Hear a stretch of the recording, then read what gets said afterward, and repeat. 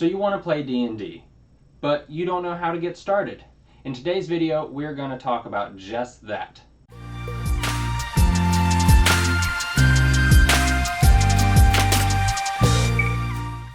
What's going on? Baron here with Mackenzie from the Blue Dragon Guild.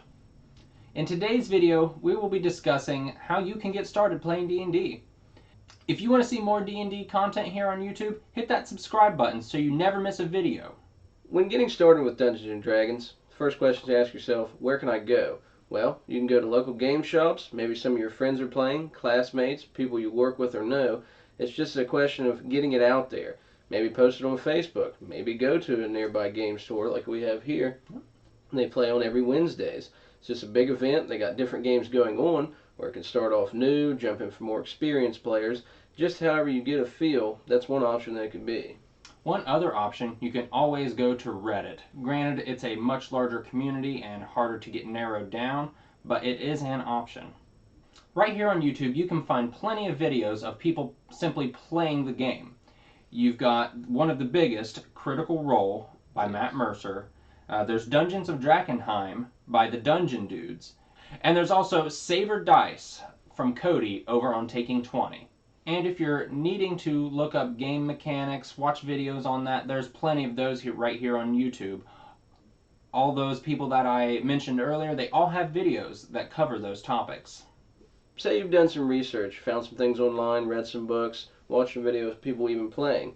You go to your local game store, like I said, you can find a game that's being played, jump in, maybe a new one, you can enter the Adventures Guild. Adventures League. Thank you. And actually get a folder, the one that I had, it has like stickers, the starting sheet, maybe just the beginnings on how to play. A lot of those stores normally have this. Yeah. I jumped in probably 2 years after 5th edition came in. They're like, hey, you need a packet, pick one from the one we have. And it was just great to pick up and go.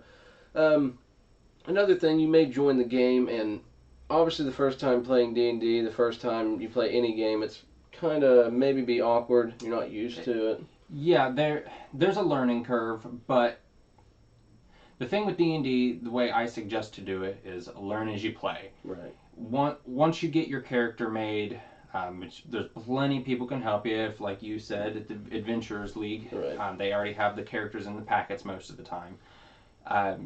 You can jump right in. You can even go in. We've had this before. I've been playing with you guys in this one for, say, a couple years. It's probably been longer. There's still things I'm not fully grasped on, fully don't understand. Role-playing is still not a huge, great benefit of what I can do. But I enjoy playing the game, and it makes it a lot of fun. You may go into a game, be like, I like this is okay. Something feels off about the group. It may not be anything wrong with the group, nothing the way they're doing. Maybe their house rules are a little different. Give other groups a try it more. Don't just go one and be like, I'm done with this forever, this will never work, because every experience with every group is different. One of the guys in the Blue Dragon Guild with us, our good friend Steve, he had tried several different groups. Yeah. He had tried at the Adventurers League, and he didn't care for it. So we told him, hey man, come out. We'll play a game. If you don't like it, you don't like it. It doesn't hurt our feelings at all. And he came out and he loved it. I think that's one of the things with the D&D community I've noticed.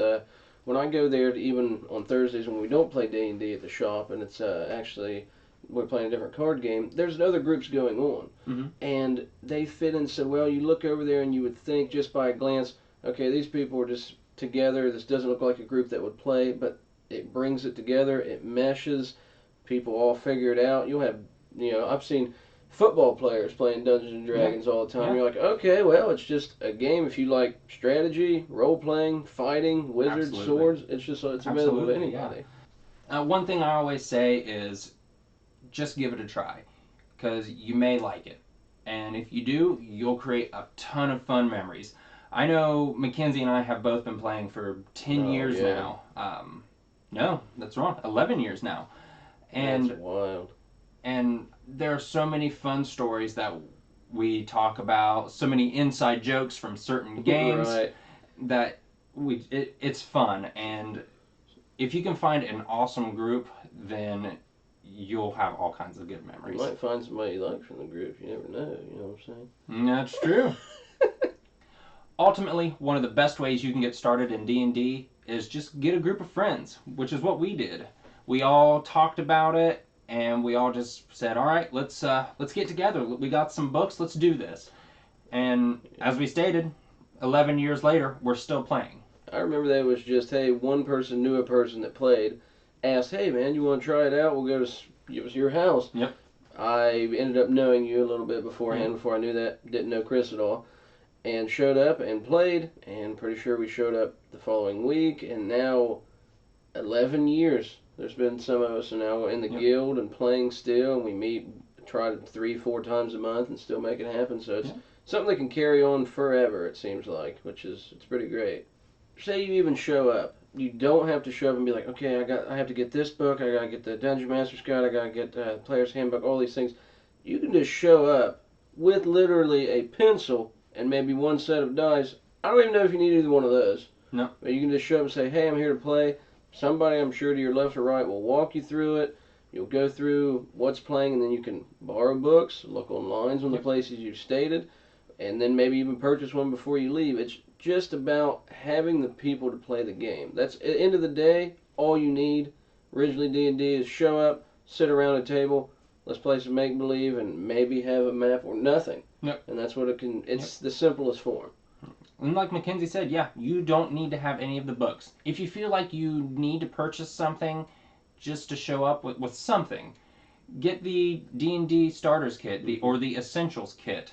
The Essentials Kit, last I looked, was about $17 on Amazon, which is fairly affordable compared to the books, which are about $25 to $30, depending on which book you're getting. But that will have everything you need. And if you have a group of friends and none of you have ever played, that has everything you need for all of you guys to play. It has like a starting campaign, if I remember, some even character sheets that are filled out. Yeah, it's got the character sheets. Yeah, it's got dice. It's got everything you need, even just to start with a group, not just a solo player. Yep, absolutely. So these are just a few ways that you can get started in D&D and learn about the game. If you want to see more D&D content, hit the subscribe button and ring the little bell to always get our notifications. And until next time, keep the dice rolling.